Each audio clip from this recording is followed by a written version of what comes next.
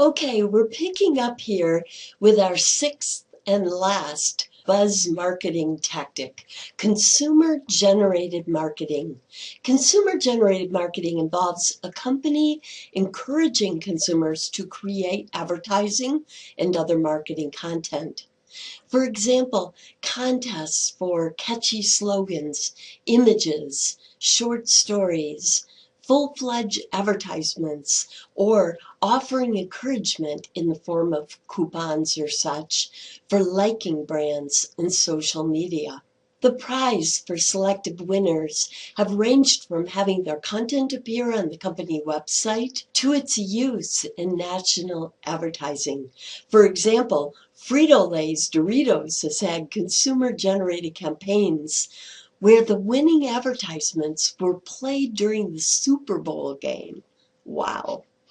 There are benefits and risks of consumer-generated marketing. We're going to start out by looking at 4 benefits on this slide called bennies. The first one is that they are inexpensive. The production of creative advertising is expensive normally, but consumers, when they do it, are proud to win, so they turn over the rights for very little incentive, sometimes just recognition or a coupon. So the first benefit is inexpensive. The second one is Jacoby's generation effect in psychology. Jacoby, a researcher, has shown what he termed the generation effect in psychology. When we generate information ourselves, we think more deeply about it and thus learn it better and are more committed to it. You might wonder why professors insist on your taking your own notes, why universities sue companies who post notes for classes on the web and expel students who provide them for this reason. You learn course information much better when you take your own notes and put that information in your own words. Likewise, the generation effect applies to all contest participants, whether they win or not. They become even more committed to the product because they generated promotional content. The third benefit is its creative product. It oftentimes comes up with creative product. So often these campaigns prompt a highly creative idea that the company can use, or better yet, ideas plural if they're lucky. Number 4, the fourth benefit is that it's a great market research tool. What a great way to see how people feel about your brand and see how it is positioned in the market. However, there are also a number of risks associated with consumer-generated campaigns that companies need to carefully weigh. And the first one is sorting out bad apples. Sorting out bad apples when an unqualified public is given free rein to submit anything. A company has to spend a lot of time and money sifting through a lot of bad content to find a winner or two. Number 2, the second risk, promise display.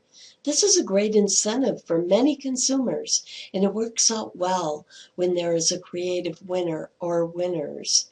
But there is no guarantee that the campaign will result in anything worthy of such public display. Still, the company is committed to its public promise. And the third risk, negative generation. Brands with passionate devotees also tend to attract consumers who dislike the brand. And consumer-generated marketing campaigns can motivate these consumers to send in negative ads. Of course, the company can remove the negative content from its website contest, but the resultant psychological reactance could even further motivate the creators to go viral with their negative ads. Brehm, a researcher, found that when people's freedom has been threatened, they tend to respond with psychological reactance. For example, Chevrolet had a consumer-generated campaign contest for its Tahoe SUV in concert with the show The Apprentice. Although most entries were positive, quite a few Chevy bashers joined the game, and some with sharply satirical content about global warming, a war for oil, and social injustice.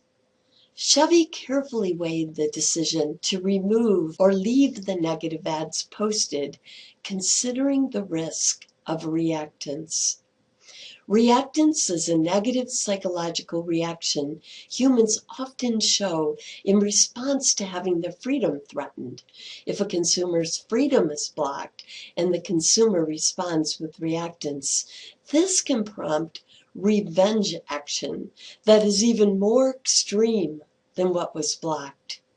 In this case, removing the negative ad entries would likely be viewed by the creators as threatening their freedom to have their say.